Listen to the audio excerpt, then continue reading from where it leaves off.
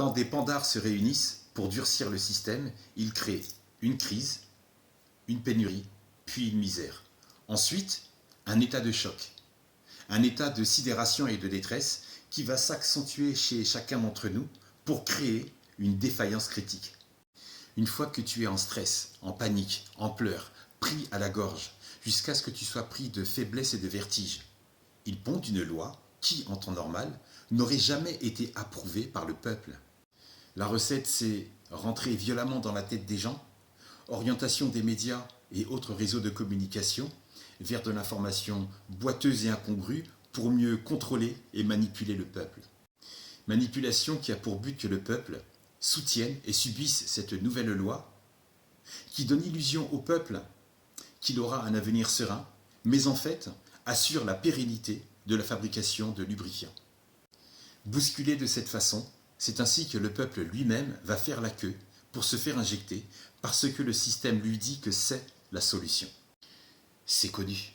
L'OMS est une organisation qui te veut du bien, en qui tu peux faire confiance, surtout depuis que l'hydrochloroquine tue les téquelles par la 4G, la même chose pour l'ivermectine qui tue les véganes par le biais du Wi-Fi et qui tue les pédophiles par la 5G.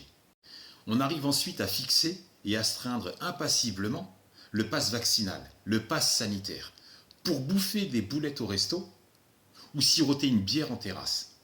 Les ambiances orgies, les clubs échangistes, pas besoin, on se fait confiance. Les dîners secrets entre hommes politiques, sans geste barrière, c'est possible, mais par contre, il t'est défendu d'aller voir ta grand-mère qui habite à 70 km pendant les fêtes.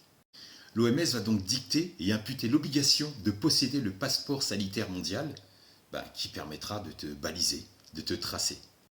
Une fois que cette dévastation autoritaire et autocratique sera mise en place, eh bien, ce sera comme un doigt dans ta rondelle. Si tu n'aimes pas et que ça fait mal, on te dit que c'est pour ton bien. Désagréable mais rapide. Donc, pour la plupart, ça passe. Par contre, ceux qui n'aiment pas, ceux qui n'aiment vraiment pas, on leur dira si c'est dans ton cul, c'est dans ton cul. Ensuite, certains parmi le peuple seront heureux d'avoir ces aboutissements douloureux, d'avoir ces solutions. Calendrier 2030. Contrôle total. Caméra de surveillance à reconnaissance faciale. La censure des réseaux sociaux. Tu ne posséderas plus rien, mais tu devras être heureux malgré toi. L'état d'urgence, l'ordre, le règne, par le chaos.